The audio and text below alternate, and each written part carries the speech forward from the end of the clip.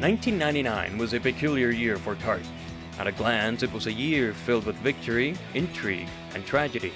Juan Pablo Montoya's debut in the series with Chip Ganassi Racing would earn him the championship and Rookie of the Year. Kart and Indy Racing League would continue the rivalry as sponsors and talent would move between both series and beyond, with no signs of resolution. Finally, kart would be marked by grief as drivers Gonzalo Rodriguez and Greg Moore lost their lives at Laguna Seca and California respectively. Kart's calendar also included 20 different races, which resulted in the Drivers' Championship going to Montoya, as he tied the Rio Franchitti with 212 points. However, Montoya gained 7 victories, whereas Franchitti achieved only 3.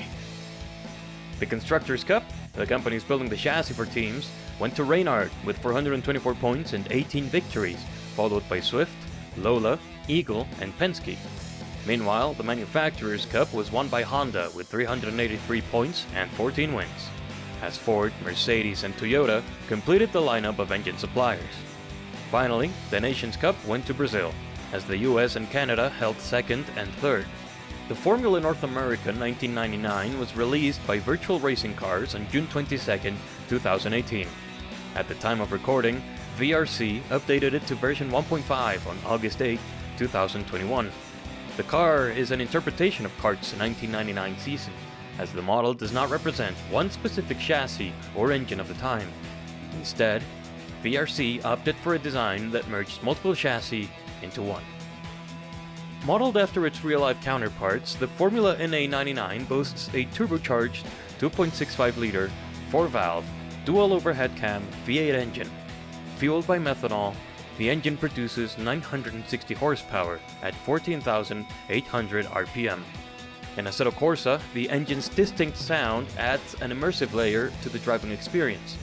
While the modding scene offers a variety of F1 cars, the Formula NA99 stands out with its unique visuals, authentic sound, and a nostalgic glimpse into the world of American open-wheel racing in the 1990s.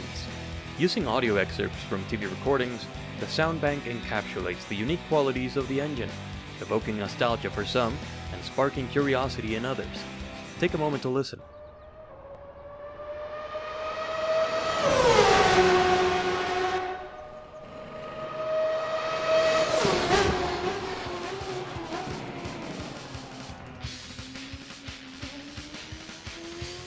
Welcome to Pinwheel, a marvelous fictional circuit that I really enjoy driving on. And I think that this circuit, because of the corners that we get here, I think it's a really good place for us to showcase the car.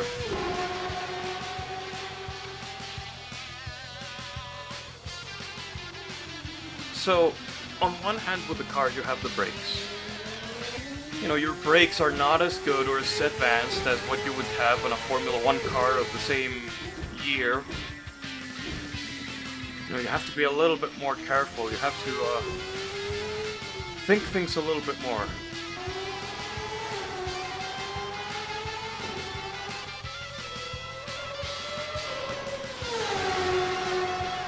On the other hand, you have this incredible V8 engine just singing away every time you use it.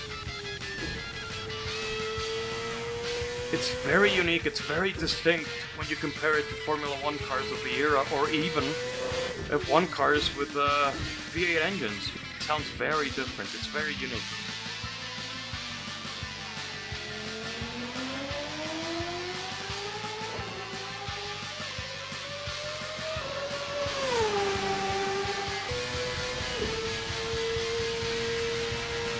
On the other hand, you have things like the turbo. You can use certain keys on your keyboard or controller, or however you bind them, to change the amount of boost that is going into the engine, and that is something that is always available to you. With modern Formula 1 cars, it's just not something you get.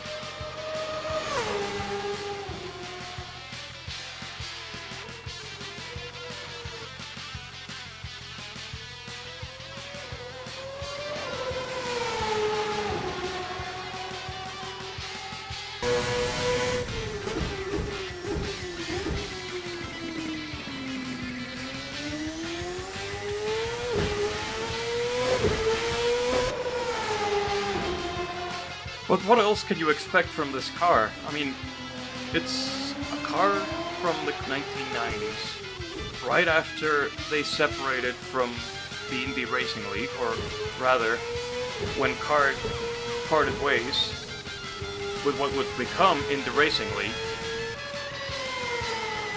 First year of Indy Racing League, yes, you had very similar cars to this one running around, but further down the line they came into their own with their own set of engines and specifications, and CART would continue to have this as their standard for the most part, all the way up to the Champ Car years.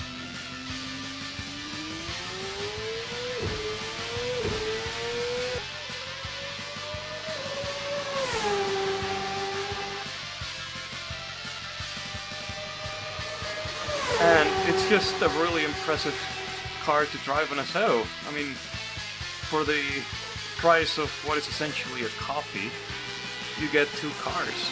You get this road kit variant, and you also get an oval kit to race to your heart's content whenever you want. And I think that's brilliant.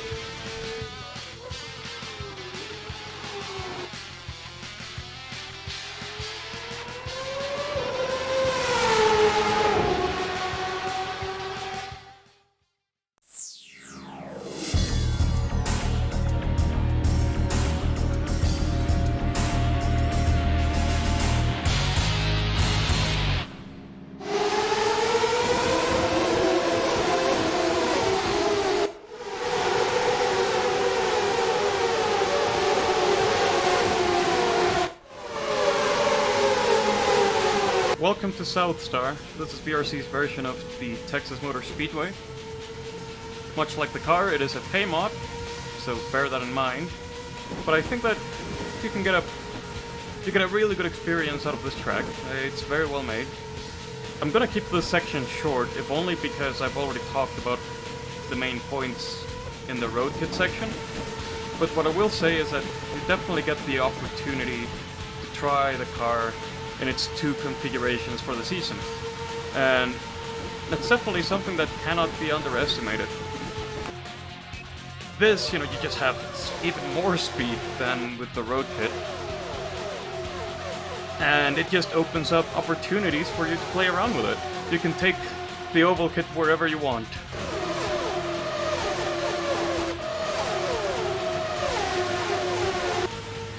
You don't really have to take it to ovals, but especially if you go onto a road course with this, you'll definitely notice the differences between the road kit and the oval.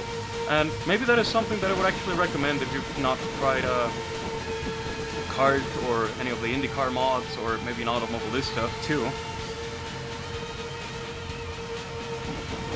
Do it for like a moment, so you can definitely envision what the differences between both kits are.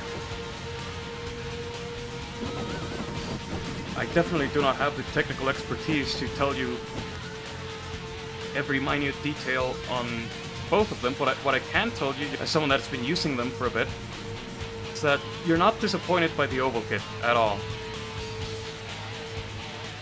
Yes, the base is the same, you've got the same car underneath, the same engine, same everything, but what really changes is just the aerodynamics package. You have less drag here, and you get more speed.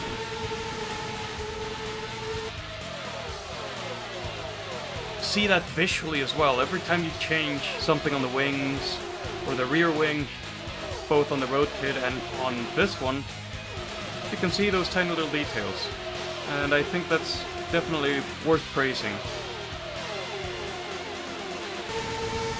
With this, if you're not used to oval racing, it's a very nice change of pace.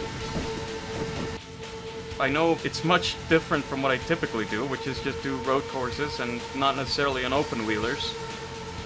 And so this gives you a really nice opportunity to, let's say, broaden your view when it comes to Assetto.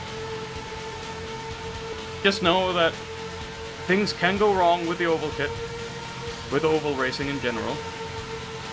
But once you get it right, once you definitely nail it down, you have an awesome time. and I definitely recommend this to anyone. Even if you don't do oval racing, like just give yourself a chance to play it for a bit and see what you think.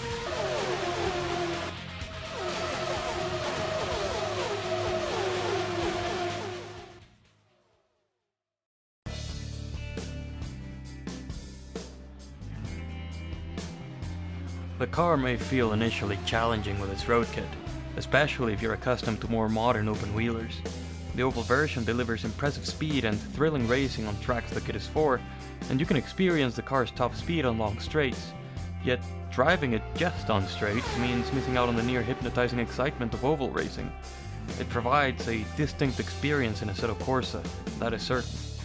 While other mods depict modern IndyCar, the Formula North America 1999 single-handedly represents its era of open-wheel racing. I hope for more of this in Assetto, even if other sim racing titles cover similar ground with expansions or licensed products, and this car has been out for quite a few years now. With that said, thank you very much for your time, if you made it this far, and I'll see you soon.